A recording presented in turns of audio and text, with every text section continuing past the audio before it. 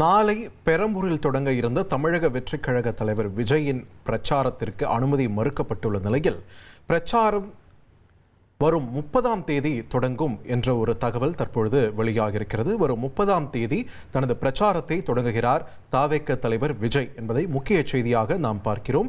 பெரம்பூரில் இருந்தே இந்த பிரச்சார பயணமானது தொடங்க இருக்கிறது. வரும் 30ஆம் தேதி பெரம்பூரில் தேர்தல் பிரச்சாரத்தை தொடங்குகிறார் தாவேக தலைவர் விஜய்.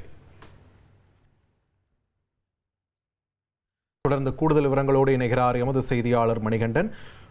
வணக்கம். நாளைக்கு மற்ற தொகுதிகளிலேயாச்சும் பிரச்சாரம் நடக்குமா அப்படின்ற ஒரு எதிர்பார்ப்பு எழுந்துட்டு இருந்த நேரத்தில் தற்பொழுது இந்த தகவல் வந்திருக்கு. இதன் முழு பின்னணி என்ன, விரிவா பதிவு பண்ணுங்க. மொத்தமாக இந்த சட்டமன்ற தேர்தலை பொறுத்தவரையில அனைத்து கட்சியுமே துரிதமான நிலையில அந்த பணிகளை மேற்கொண்டு வராங்க. ஒரு புறம் அதிமுகவுடைய பொதுச் செயலாளர் ஒவ்வொரு தொகுதியாக தேர்தல் பரப்புரையை தொடங்கி இருக்கிறார். தமிழ்நாடு முதலமைச்சரும் திமுக தலைவர் ஏப்ரல் தொடக்கத்துல பரப்புரையை தொடங்க இருக்கிறார்.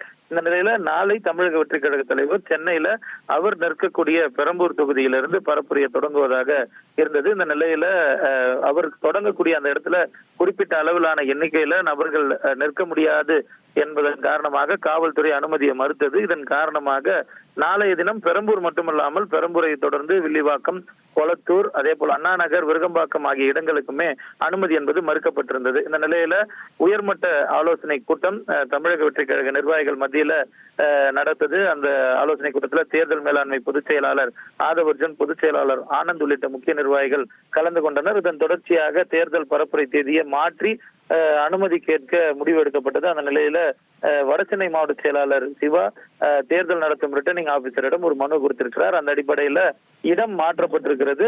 விவேகானந்தர் நகர் எனப்படும் பகுதியில் பெரம்பூர்ல தெருமுனை கூட்டமாக இந்த பரப்புரை நடத்தப்படும். 100 நபர்களுக்கு மிகாமல் இந்த கூட்டம் நடத்தப்பட இருக்கிறது. இதற்கு உரிய அனுமதி வழங்க வேண்டும் என்பது இந்த மனுவாக இருக்கிறது. இந்த நிலையில 48 மணி நேரத்திற்கு முன்பாக அனுமதி கேட்கப்பட வேண்டும். அந்த அளவுல இடையில 2 நாட்கள் இருக்கிறது. இந்த நிலையில ஞாயிற்றுக்கிழமைக்குள்ளாக தேர்தல் நடத்தும் அதிகாரி இது குறித்த முடிவை எடுப்பார் எனவும் தெரிய வந்திருக்கிறது.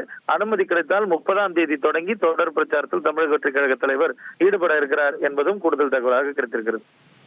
நன்றி மணிகண்டன், உங்களுடைய விரிவான தகவல்களுக்கு. நாளை விஜய் அவர்களுடைய பிரச்சாரம் தொடங்க இருந்த நிலையில் அனுமதி மறுக்கப்பட்டுள்ள நிலையில் தற்பொழுது வரும் 30ஆம் தேதி தனது பிரச்சாரத்தை தொடங்குகிறார் தமிழக வெற்றிக் கழக தலைவர் விஜய்.